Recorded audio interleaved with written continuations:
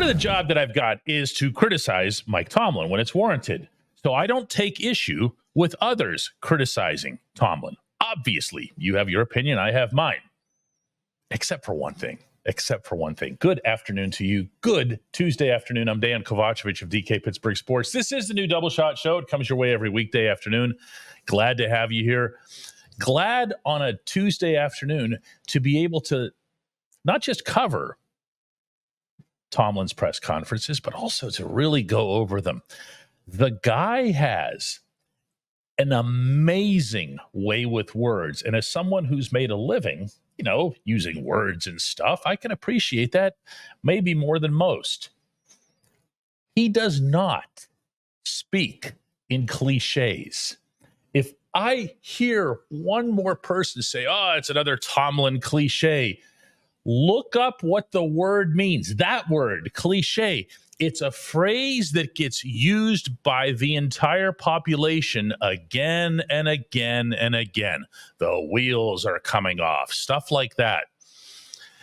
He is not that guy. He is the polar opposite of that guy because he comes up with his own sayings and then he repeats them. Now, listen, we can all set our own rules and boundaries here, but to me, that's kind of outside the cliche realm because if you come up with it, it's your saying. You're not repeating what someone else does. I'm offering all of this today for a reason. This was what Tomlin had to say this afternoon on the South Side regarding Joey Porter Jr.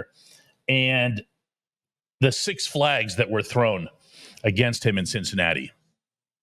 No tweaks in terms of the approach. Certainly, he could have been better from a technical standpoint. In review of the tape, some technical things at the line of scrimmage that oftentimes lead to circumstances down the field could be better. But also, as I mentioned after the game, a component of that is competing against the likes of T. Higgins and his style of play. I felt the same way when we played DK Metcalf late last year, for example. You have to match physicality of these big people, and sometimes you do so at risk, and that's just a tightrope that I and he are willing to walk in an effort to be competitive. One thing we're not going to do is turn it down and allow him to catch the ball. He's a big guy. As you saw that touchdown he had late in the game against Cam Sutton, he is a challenge. And so, when we play Shaq, we're going to use our fouls. We're not going to allow him to get us off the block, if you need a basketball analogy. When we play Shaq, we're going to use our fouls. That, my friends, is not a cliche. That is that man coming up with imagery that sticks. First, you have to think about it a little bit. What's he mean by that? All right, well, if you're not a basketball fan, maybe somebody's got to explain to you that there used to be a technique in the NBA called Hack-a-Shaq, where Shaquille O'Neal was so big and so strong, he would go to the hoop and he'd be under the hoop, and you had only one hope of preventing him from getting 2 points, and that was to chop at him or hack at him. And if over the course of a full NBA game, you fouled him the maximum number of times that you could foul him without being thrown out of the game, then you probably cut down on his production. Great stuff. Great stuff. And I can promise you, from having been around the man for the better part of 20 years, that he didn't come up with that like that on the spot today. He didn't. He thought about it earlier in the week. He thought about the challenge that the Steelers were going to face. He thought about Jamar Chase. He thought about T. Higgins. He didn't know which way Zach Taylor was going to line those guys up, which one would be going at Porter, which one would be going at Dante Jackson. But they're both pretty big threats, and they're capable of wrecking your defense. Jamar in particular, I think the world of the season that Jamar is having. So what do? You tell Porter, and I'm sure Jackson to an extent as well, but especially Porter, since he's got that reputation of being the bigger physical guy, handsy as they were denigrating him coming out of Penn State. And they tell him, listen, go ahead and get your flags. Get your flags over the course of the full game. Even if you get your flags and you get some DPIs called against you and some big yardage, we'll deal with that because we won't allow Chase or Higgins to beat us. And guess what? They didn't. Sure, the Bengals put up a lot of points. Their offense put up 31 points. That's way more than the Steelers are comfortable giving up. I'm looking to find their actual statistics that these guys had. I don't believe that it was more than 70 yards for either of them. And again, you can say what you want about the number of catches. You can say what you want about the damage that Joe Burrow did through various means. But the bottom line is they got the result that they wanted, the Steelers. Tomlin got the result that he wanted. Here, I'm looking at here. Chase was 86 yards on 6 catches. Now, again, that's a normal, decent day. We were singing about Pat Freiermuth having that output. But this is Jamar Chase, who in one game this season had 244 yards. One game. T. Higgins, 5 catches for 69 yards. They were targeted 9 and 10 times. So they caught 11 passes on 19 targets, which is not their norm. They were managed.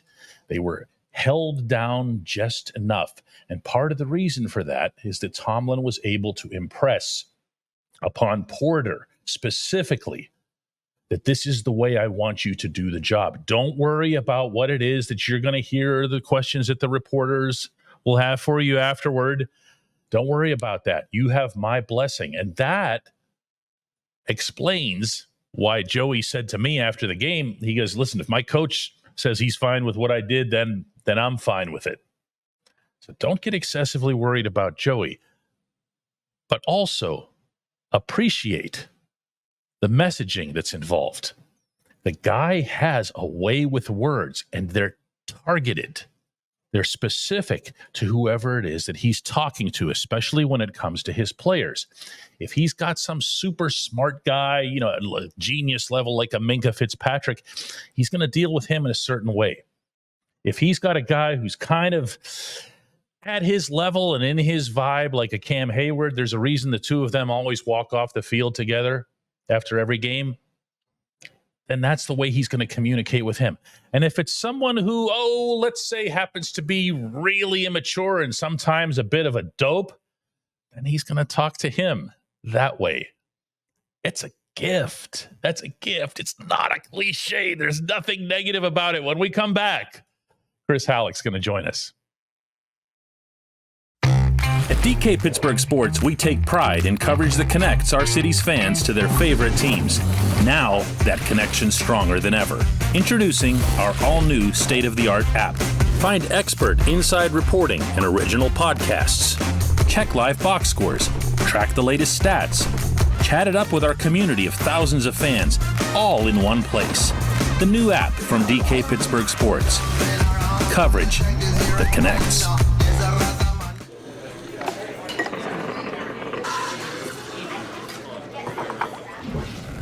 Joined now by Chris Halleck. We end up talking so much, it's funny, about the Steelers as it relates to, narratives here and there, George Pickens' behavior, even the silliness that I was just talking about in the intro.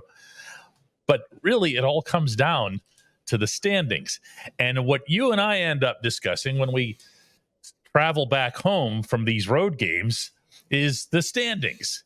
And we start getting into, because you're really into this stuff, the who, if this team plays that team and they line up like this, you were already going over 2025 schedule stuff. Give me a break. This team is 9-3. They're atop the AFC North division. As such, they are third in the AFC. Okay. That's a really, really nice position to be in. What does it mean right now? Well, it means that they're in a good spot now, but it also means that the next 5 games are still really, really, really important. And I might even say that even though they're playing the Cleveland Browns and the Cleveland Browns aren't going to be in the playoffs, this ends up being a really big game for Pittsburgh because they're a game and a half in front of the Ravens. But on the other side of that Browns game, the Steelers have to go to Philadelphia, a place they haven't won since 1965. And then the Ravens they're in their bye this upcoming week. I'm sorry, the 1965 thing. You bring this up every time that we mention the Eagles. It's so ridiculous. Those were different humans. Exactly. It doesn't mean a thing. There's just something about going to the wrong side of the Commonwealth where they cannot win. 2 Super Bowl teams haven't won there. It's crazy. All right. But I'm just saying that either way, it's a tough game because the Eagles are also a very, very good football team, regardless of where they play. They are that. Meanwhile, the Ravens will be coming out of their bye week playing the really, really bad Giants of Tommy DeVito or whoever else, that quarterback, whoever they can pick up off the street. Maybe Duck Hodges can get a revenge game against the Steelers. I don't know. I'm just saying that that's probably going to be a game in which if the Steelers blow it again against Cleveland, and then after that game, they could be tied with the Ravens going into that Saturday game following the Philadelphia game. And that's what I'm saying. This game right here against Cleveland, even though the Browns aren't going to be in the playoff picture, they can give them a 2-game lead ahead of Baltimore. And no matter what, they'll have at least a game lead going into that Baltimore game. Yeah, there's some breathing room, basically, is what it comes down to. Yeah, I look at this and I start thinking right off the bat, because you know how I am, we got to start booking travel for this or that or whatever. And you think, where could the Steelers end up playing? Where could they be? The Steelers, for anybody who doesn't know, that since the format changed, one team, only the number 1 overall seed in the conference, gets the magical bye, gets the free pass. From there, your 2 faces your 7. What is it? Your 6. 7. 2 faces 7, 3 faces 6, and 4 faces 5 in that first week of playoffs. So if the Steelers are in fact a 3 seed, and I don't know that they will be, because my God, the Chiefs just keep begging to lose every week, don't they? Yeah. Listen, the one thing the Chiefs do, and this is something I've kind of noticed, is that they win a lot of these 1-score games, but they typically don't beat themselves. They allow the other team to kind of beat themselves. So when you're looking at that Christmas game, it's going to be on a short week. The Steelers are going to have to find a way to not do what they did in Cleveland. I'm talking about have a lot of self-inflicted wounds, both on the field and on the sideline with their coaching decisions, because they won't stand a chance against the Chiefs if they play that type of a game. They're going to have to play a really clean game in order to have a chance, because the Chiefs don't beat themselves. So if we presume that the Steelers will be the 3 seed, because I think Buffalo is going to end up being the 1. I could be wrong on this, obviously, but I think the Bills are starting to look like a pretty nice team. I don't know that they're leaps and bounds above the rest of the conference the way the Lions are over in the NFC, but I think that the Bills might be the class of the conference, certainly in the moment. Agree. You look at the rest of this and you see right now who the 6 and 7s are. You're looking at the Ravens, of course, and the Broncos, who are not the same Broncos that you and I were laughing about out in Denver. I thought that was the worst team we'd ever seen, certainly the worst offense we'd ever seen. And the Broncos are somehow, to everybody's credit, including Bo Nix and Sean Payton, are in the playoff chase and looking pretty good in that playoff chase. They got to come to Pittsburgh. Yeah. That's one of the main things that I think you need to look at here is it's a playoff game. You'll take a playoff game anywhere, but having a playoff game at Acrisure Stadium right off the bat, to me, Chris, is going to have this come with a very different feel than, let's say, whenever the Steelers would kind of sneak into the playoffs. Remember the last 2 or 3 times they've gotten in with some magical this and that happened in Jacksonville. Whoa, yay, we made it. Then they get sent on the road, basically served up for a slaughter. Right. And everybody's expectations, at least on the outside, was all the same. What did everyone think was going to happen in Buffalo? I mean, they were somewhat competitive. Mason Rudolph did what he could do, and they lost. And they lost, by a significant number of points. All right. Having a team come to Pittsburgh, that's a different feel. That's a hey, we belong here kind of feel. Yeah, absolutely. And it definitely gives them a good chance of actually getting off, like having a playoff game at home and getting off to a good start, regardless of whether they're playing the Ravens or the Broncos or whoever it is, that it gives them a good chance to play a game at home against a team that likely they have a chance of actually winning against.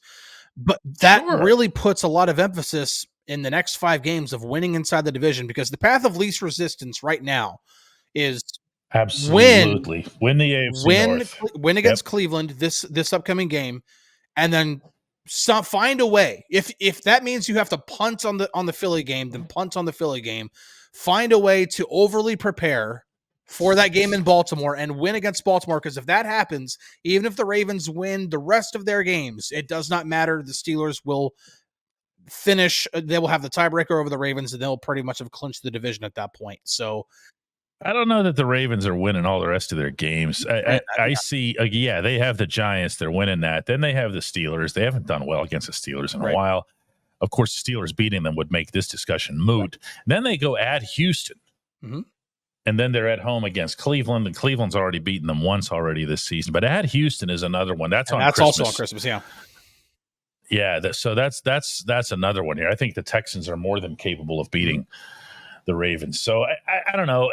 Win the division, right? Win the division and we'll talk. Yeah, absolutely. That's basically it, yeah, right? Absolutely. That's again, you to your point, you don't want to just limp your way into the playoffs yet again, because then you are looking at, now they got to go to Buffalo. Now they got to go to Kansas City, or now they actually have to go to Baltimore for a playoff game if they lose the division.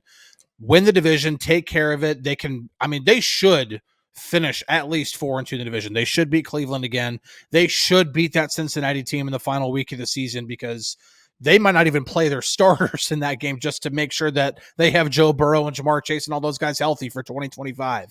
But go into Baltimore and win that game. It almost doesn't matter what happens against Philly or what happens against the Chiefs on Christmas. Take care of the games in the division.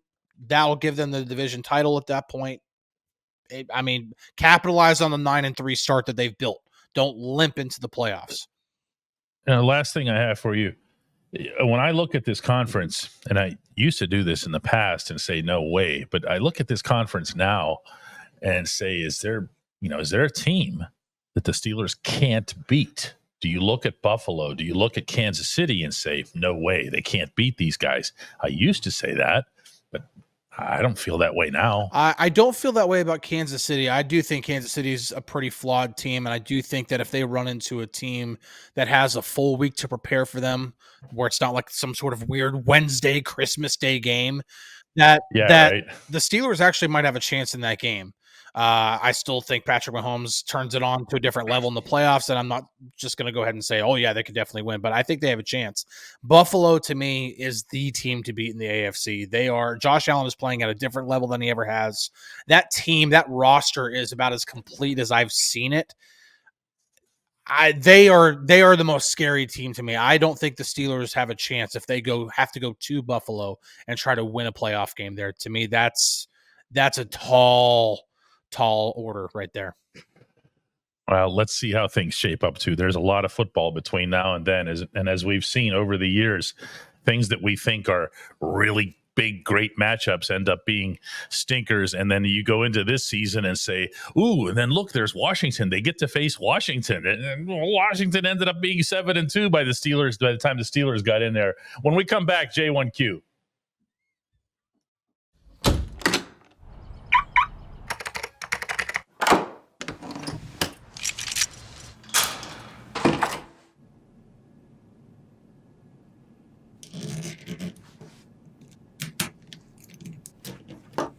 Safety is a habit. Gun safety and responsible storage are no different. Help prevent gun accidents, misuse, and theft. Keep firearms safe and secure when not in use. For safe storage options, visit projectchildsafe.org.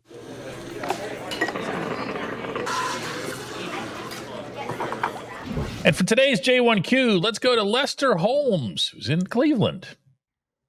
Hey, DK. Thank you for taking my question. Now, this question is more about the 2025 Steelers than the current team, but the Steelers can't possibly let Dan Moore walk in free agency, can they? Left tackles are very hard to find. What are your thoughts? Left tackles are very hard to find, Lester. Dan is a good one. Dan is a total pro, but left tackles are also, as it sounds like you would absolutely know, very expensive. When you get onto the open market, they get prohibitively expensive. So the teams that are paying for those left tackles are doing so out of need. And when you spend not one first-round pick, including a trade up to get Broderick Jones, and then another first-round pick, Troy Fautanu. I don't want to be that guy that says, yeah, Dan's expendable, when Dan's the one guy that you've been able to count on in this group. It's been a lot of money that's gone into this line. If you go back and consider, James Daniels, who's going to be up, by the way, after this season, getting $24 million over 3 years. You consider the money, similar money that went to Isaac Seumalo when it looked like the Steelers already had somebody at that position. They didn't care. They just kept pouring money into the equation. Then they started doing it through the draft. And when you start seeing those pieces come together, when you see, Fautanu got hurt, but we saw a little bit of him. I think it's safe to say he has a pretty nice ceiling for what he's going to be in this league. Second rounder goes into Zach Frazier. Frazier, he hasn't been perfect. He hasn't been necessarily as great as a lot of people make him out to be, but he's been very, very good, and he is a rookie, and that has to be weighed as well. He looks like the center of the present and the future. And then there's Dan. And the problem with Dan, if there's one negative to be said, and trust me, if he was sitting here with me right now, he would agree with me emphatically, because we've had this discussion countless times, is that he's a one-position guy. He doesn't play the right side, meaning tackle. He doesn't play any of the interior positions. He is a left tackle. Now, can he and will he make his money? Yeah. Can the Steelers keep him?